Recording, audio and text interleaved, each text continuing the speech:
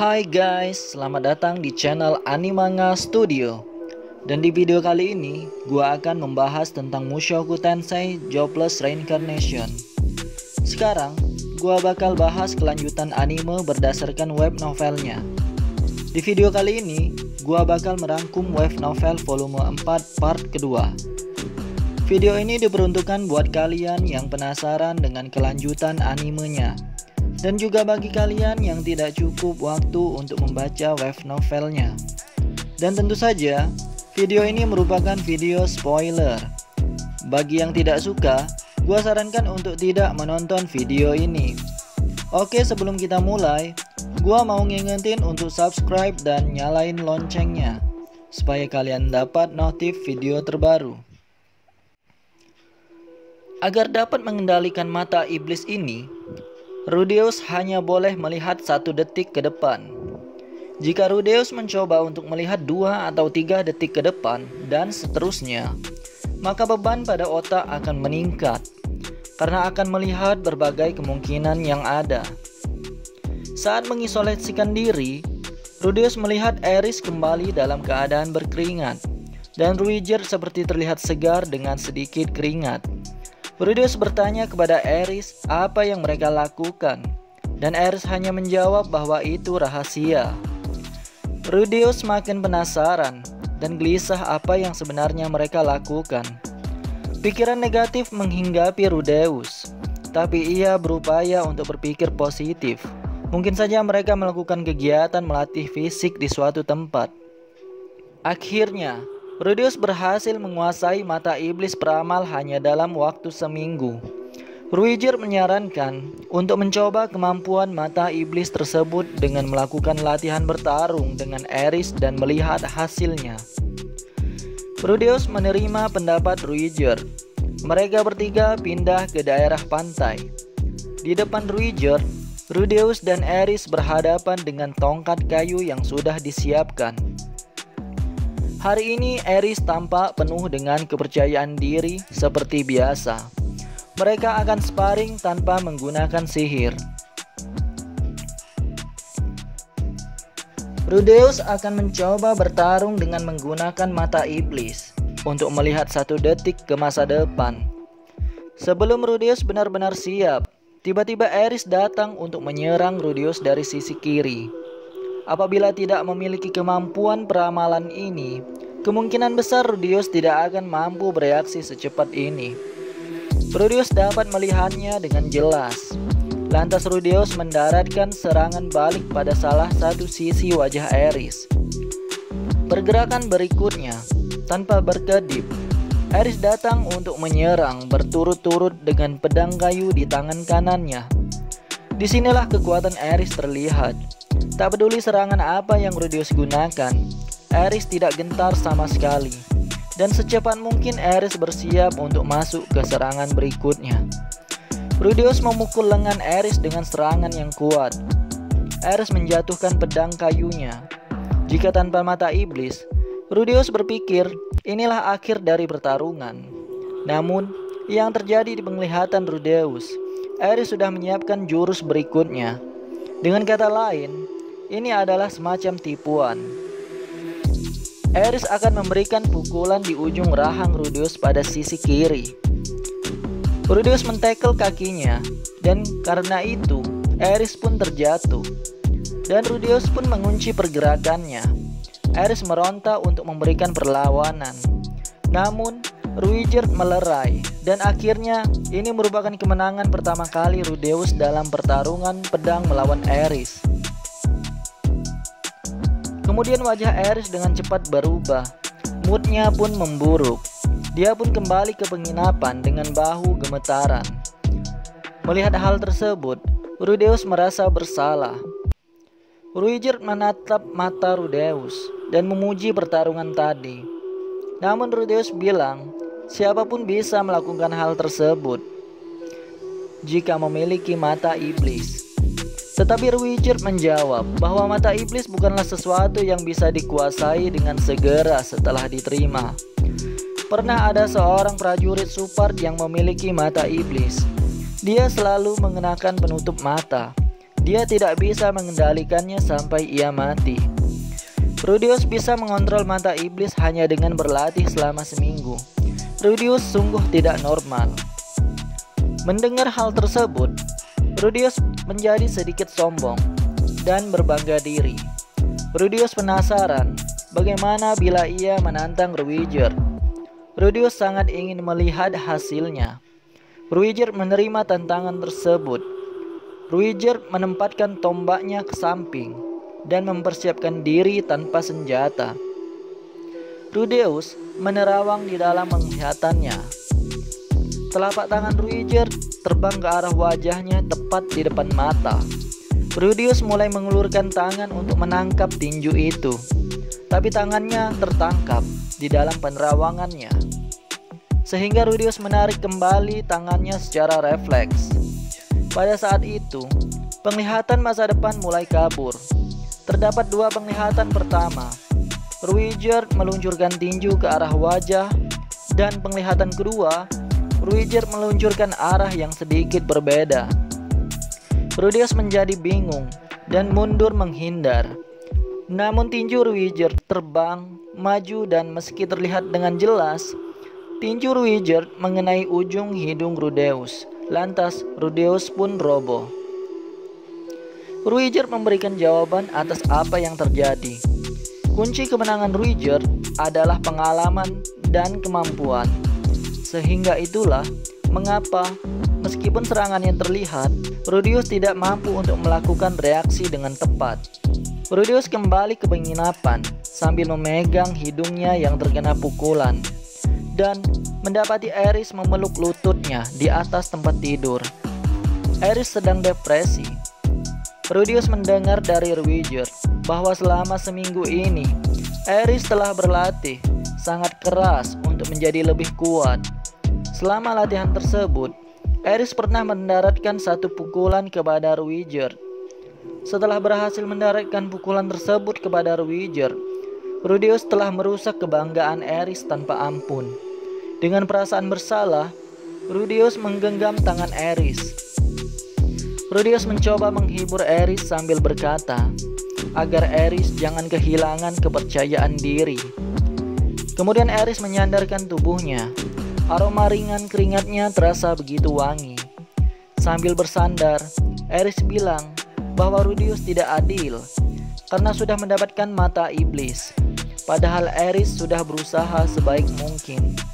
Dalam suasana hati yang berat, Rudeus berpikir alangkah baiknya untuk tidak terlalu mengandalkan mata iblis. Penggunaan kekuatan mata iblis hanya akan menghambat perkembangan Rudeus. Rudeus memutuskan untuk menggunakan mata iblis dalam keadaan tertentu saja. Malam itu, Rudeus merenung seorang diri. Rudeus belum dapat menemukan cara untuk menyeberangi lautan. Rudeus menganggap apa yang dilakukan selama seminggu ini sia-sia. Rudeus sangat gundah malam itu. Dengan berat hati, Rudeus memutuskan untuk menjual tongkat sihir pemberian Ares. Rudeus kemudian berjalan dan berniat untuk menjualnya di toko pegadaian di belakang gang. Namun, sebelum terlalu jauh, tiba-tiba Ruiger berdiri di depan Rudeus. Ruiger menghentikan langkah Rudeus dan bertanya, apa yang akan Rudeus lakukan malam-malam begini? Rudeus menjawab bahwa ia hanya mau bermain saja keluar. Tetapi dengan tebakan yang sempurna, Ruiger bertanya, apakah Rudeus akan menjual tongkat tersebut? Rudeus dengan terpaksa mengakui. Kemudian dengan obrolan yang panjang, Ruiger akhirnya berhasil mengurungkan niat Rudeus. Ruiger mengusulkan kepada Rudeus agar mengambil opsi untuk mencari penyelundup, meski hal tersebut bertentangan dengan prinsipnya. Keesokan harinya, Rudeus menjelaskan kepada Ares tentang perbincangan tadi malam. Ares cukup terkejut, karena memang Ares merasa bahwa Rudeus sedang mencari penyelundup sebelumnya, ketika Rudeus menyusuri gang perkotaan. Singkat cerita, mereka bertiga telah sepakat dan akan mencari beberapa penyelundup. Scene kemudian berubah. Di sisi lain, Roxy Migurdia ternyata telah tiba di kota pelabuhan benua iblis, Windport, dengan menggunakan kapal. Pada saat itu, kaki Roxy terhenti. Roxy merasakan suasana hati yang bergejolak dalam dadanya. Itu adalah perasaan nostalgia. Sudah sangat lama Roxy meninggalkan benua iblis, mungkin sekitar 15 tahun yang lalu. Sementara Roxy masih berdiri, seorang wanita memanggil dirinya. "Roxy, ayo pergi." Wanita itu memiliki badan yang tinggi dan ramping, ketat, pinggang tipis, dan pantat yang besar. Wanita luar biasa tersebut bernama Elena Lice Dragonroad.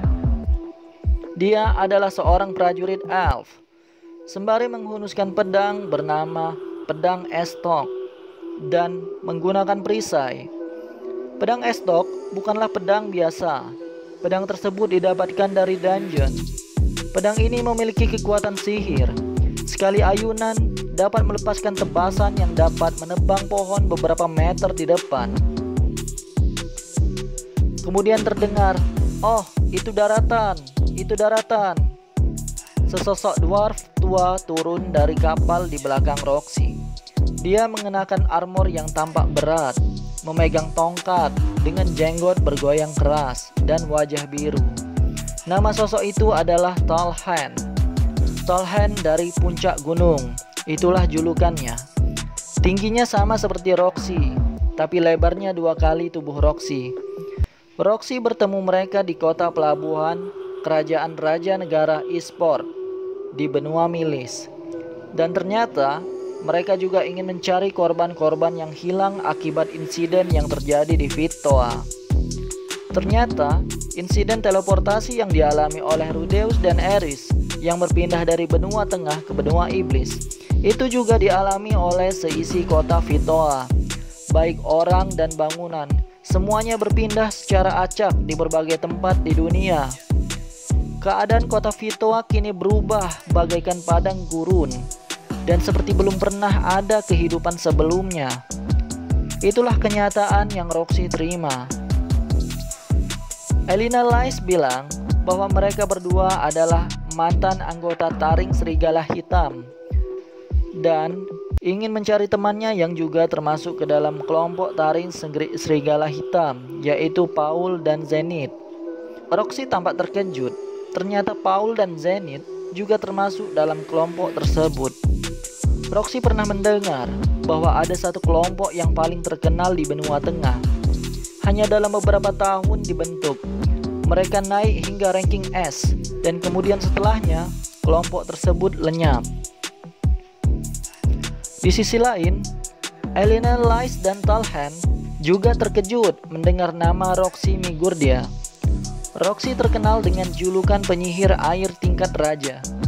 Hanya beberapa tahun memperoleh julukan tersebut dan pernah menaklukkan dungeon di pinggir kerajaan Chiron yang memiliki 25 tingkat. Setelah itu, Roxy mendapatkan posisi sebagai penyihir kerajaan Chiron. Dan akhirnya, mereka membentuk kelompok untuk mencari keluarga Paul setelah membaca pesan Paul yang berada di papan pengumuman. Sesampainya di benua iblis, tepatnya di kota pelabuhan Windport, mereka berinisiatif untuk langsung pergi ke guild petualang. Elena Lice bilang bahwa akan menyenangkan jika kita bertemu pria yang keren.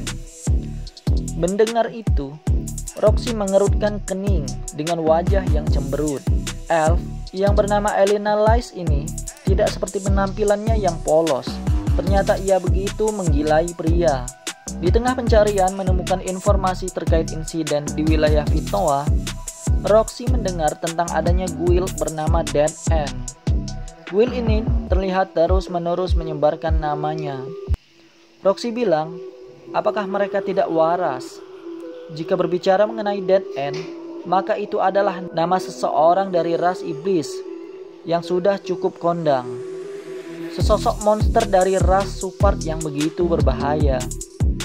Bahkan dia suka mengincar anak kecil. Itulah kisah yang Roxy dengar dari ibunya saat ia masih kecil. Roxy tidak mengerti sama sekali mengapa mereka begitu berani menamai guild mereka Dead End. Di sisi lain, Roxy dan rekannya belum menemukan sama sekali informasi mengenai korban yang selamat dari insiden tersebut. Roxy sudah menceritakan semua ciri-ciri fisik keluarga Paul pada kedua rekannya saat ini. Sebenarnya mereka sangat yakin bahwa Zenith dan Rudeus akan baik-baik saja. Hal yang Roxy khawatirkan adalah Lilia dan Aisyah. Mereka memutuskan untuk mencari informasi yang berkaitan dengan Lilia dan Aisyah. Roxy dan kedua rekannya telah memutuskan bahwa mereka hanya perlu 3 hari untuk mengumpulkan informasi di kota Winport ini. Dan setelah itu, pergi berkeliling ke setiap kota-kota utama di benua iblis. Pada hari kedua, Roxy memutuskan untuk pergi melihat Dead End karena rasa ingin tahunya. Mereka begitu mencuri perhatian. Roxy dengan cepat mengetahui lokasi mereka. Sesuai informasi yang didapat, terlihat seorang pria botak kurus dan gadis muda berambut merah sedang berlatih keras di pantai. Roxy kagum ketika melihat mereka bertarung. Mereka berdua terlihat begitu sangat kuat. Berdasarkan informasi, kelompok Dead End ada 3 orang.